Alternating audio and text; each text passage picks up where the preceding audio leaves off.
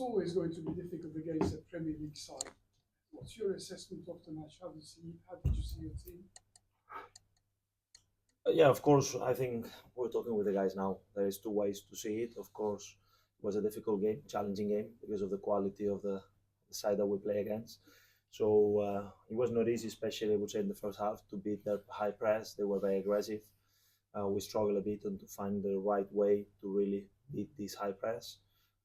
Especially at Loftus Road when teams are so man-man, we need this capacity to beat our mark, to beat on 1v1, and perhaps today we miss a little bit of that.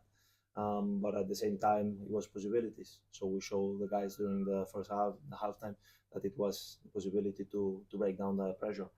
I think, yeah, in the second half, we got better in some of those situations. I think they create some clear chances, to be fair, but at the same time, I told them that the positive side for me is that we were all the time very competitive. We were trying to not get rid of the game, so to say. And at the end, I think when we look back, it's true that they got some chances. We got some clear, I not say chances, but situations to punish more into the last third, something that we need to improve. But at the end, 1-0 in a penalty. So that shows how competitive football is and how competitive football can be, our team can be as well. How did you assess the performance of your goalkeeper, Nardi? Good. He made some good saves in the first half, especially.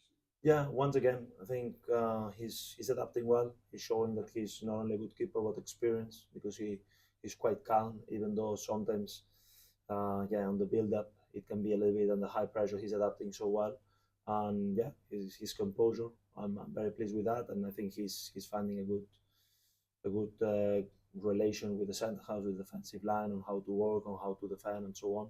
So yeah, I'm pleased with him, as I'm very pleased with Walshy, to be honest, as well. I think that Joe Walsh has been showing big progress over the last months, and this preseason has been doing excellent. Marty, I know you played against two high-end Premier League teams, Spurs and Brighton, but no goals in pre-season back in England. Is that a worry, or is that just a kind of I guess that is always the two sides of the coin, right? So if I take as a reference the 11-0 against La Scala, probably would say, I think that we're aware about the kind of challenge that we're facing. So to expect that we could score 3 or 4 goals in these games against Fulham, against Tottenham, or against Brighton, it will be perhaps.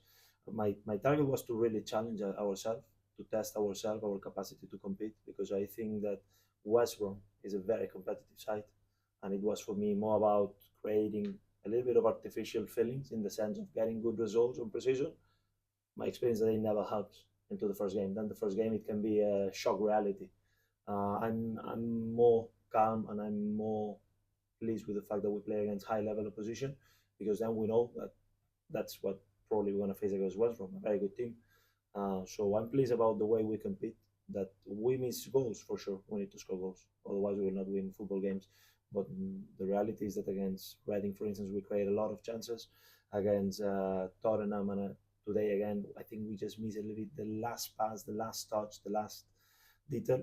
But we are there. We got situations today once again to punish the position and miss perhaps this last quality touch. But again, I'm not that concerned. I will be more concerned if we are not creating chances, or if in 1 month we continue trying like this, then it will be concerning. Obviously, Ilias being out does leave you kind of without your most creative player. Is it likely that he's Definitely, Ili is a very important player for us, a key player for us, and of course we're missing. I think that all the clubs in Championship will miss a player with Ili's quality. At the same time, we need to learn how to play without him and how to get the best of all the players that are in the pitch. So I think that we need creativity, that's for sure. We need capacity, as I said before, players that can hold the ball, players that can go in 1v1, players that can create a little bit more in the last third. But that's my job as well, to try to get the best of Smithy, of Michi, of Zan, of Ryan, and so on. So I think in the last 2 games at home here, we saw some glimpses on Ryan Colley, that is as well a technical player. Alfie Yoit is coming with a lot of energy. Again, Smithy, we know what he's capable of when he has a space in front of him to go deep and go in behind. We know that Lucas is a very good player when it comes to last pass and so on. So it's about making it work, because I don't know if Ili will be ready tomorrow or not.